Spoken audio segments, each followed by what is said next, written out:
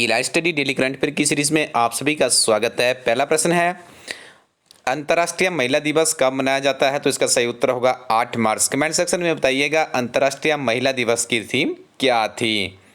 Britain की गृह मंत्री कौन है? तो प्रीति पटेल का नाम आपने सुना होगा। ये ब्रिटेन में वर्तमान में गृह मंत्री के पद पर कार्यरत है।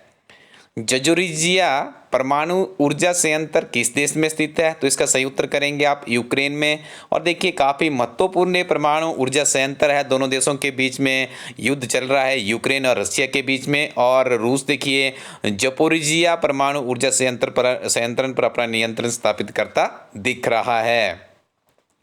नाभिकीय रिएक्टर में भारी जल का कार्य होता है न्यूट्रॉन की गति को धीमा करना। तो याद रखिएगा, जो नाभिकीय रिएक्टर से भारी जल का कार्य होता है वो न्यूट्रॉन की गति को कम करना है। किस वर्ष रूस ने क्रीमिया पर कब्जा किया था? इस प्रश्न का सही उत्तर है वर्ष 2014। फाइनेंशियल एक्शन टास्क फोर्स की सूची में पाकिस्तान को कौन सा दर्जा दिया गया था? तो पाकिस्तान को देखिए ग्रे सूची में यहाँ पे सम्मिलित किया गया है। FATF की कई बार फुल फॉर्म भी पूछ ली जाती है, तो आप इसके एब्रीवेशन को भी याद रखिएगा। फाइनेंशियल एक्शन टास्क फोर्स इसकी एब्रीवेशन है। देखिए ग्रे लिस्ट को आप इंक्रीज्ड मॉनिटरिंग लिस्ट भी कह सकते हैं। तो पाकिस्तान वर्तमान में इस सूची में सम्मिलित है। साथ में आप याद रखिएगा FATF यानी फाइनेंशियल एक्शन टास्क फोर्स का जो गठन किया गया था 1989 में G7 देशों की पेरिस में आयोजित बैठक में किया गया था।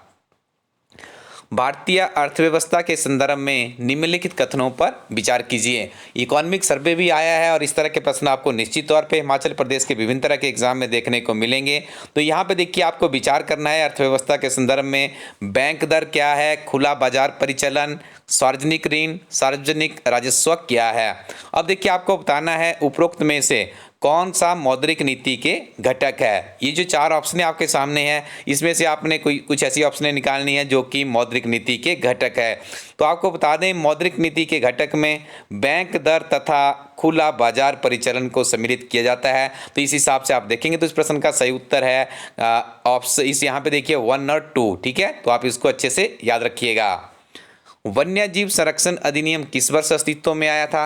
वन्य जीवन के साथ में 1972 जोड़ लीजिएगा। जब भी वन्य जीव संरक्षण अधिनियम की बात की जाए तो आपके जहान में 1972 शब्द आना चाहिए, क्योंकि इस वर्ष ये अस्तित्व में आया था।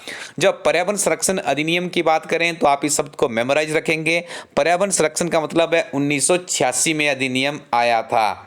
जब आप जैव विविधता शब्द को सुनेंगे तो आप इसके साथ में मेमोराइज करेंगे 2002। देखिए आपको अब याद करवा दें, यहाँ पे वन्य जीवन 1972 में, पर्यावरण संरक्षण 1986 में, जैव विविधता 2002 में। आप कभी भी इस प्रश्न को नहीं भूलेंगे और आने वाले समय में ये प्रश्न आपको जरूर देखने को मिलेगा।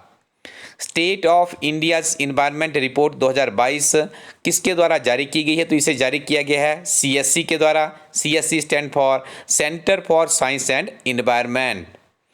आगे हम डिस्कशन करेंगे 8 मार्च 2022 के हिमाचल प्रदेश के करंट अफेयर्स के बारे में। देखिए 8 नहीं, यहाँ पे आई थिंक नेक्स्ट डे होगा आपका 9 तारीख होगा। ठीक है जी, तो आप इसको कंसिडर कर लीजिएगा। 9 तारीख के ही करंट अफेयर रहेंगे।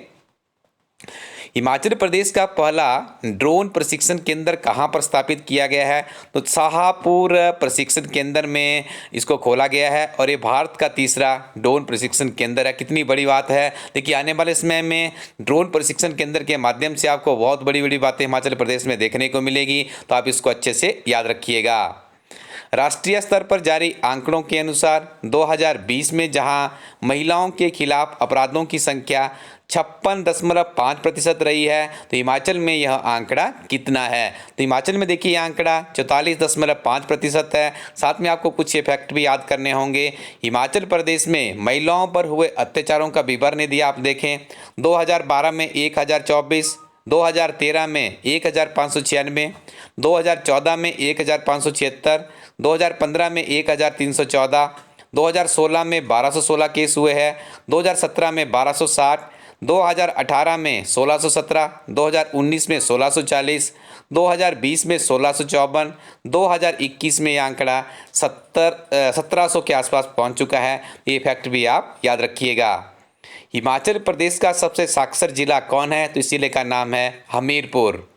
हिमाचल प्रदेश से संबंध रखने वाले किस राज्यसभा सदस्य का कार्यकाल मार्च 2022 में पूरा हुआ है? तो उनका नाम है आनंद शर्मा, जो कि मूलतः शिमला जिला से संबंध रखते हैं।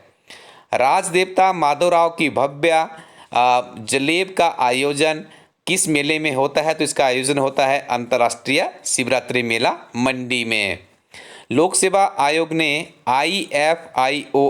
IFOS सहित सिविल सेवा प्रारंभिक परीक्षा NDA, CAP, CAAPF की जो परीक्षा होती है, इनके लिए कहाँ पर सेंटर खोलने की घोषणा की है? तो ये घोषणा की गई है धर्मशाला में। तो ये भी आपको याद रखना है। इससे पहले देखिए, यदि आप बात करें तो IAS का जो एग्जामिनेशन सेंटर होता था शिमला में ही होता था, तो हिमाचल प्रदेश के अन्य भागों के अभ्यर्थियों को काफ़ी दिक्कत आती थी, लेकिन अब आपके नज़दीकी सेंटर धर्मशाला में भी इसे स्थापित करने की बात कही गई है।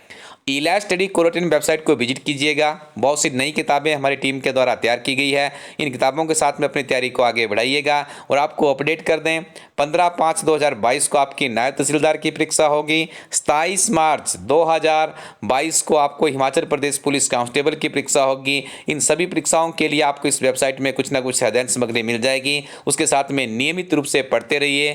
Thank you very much. Keep watching इलाज स्टडी यूट्यूब चैनल।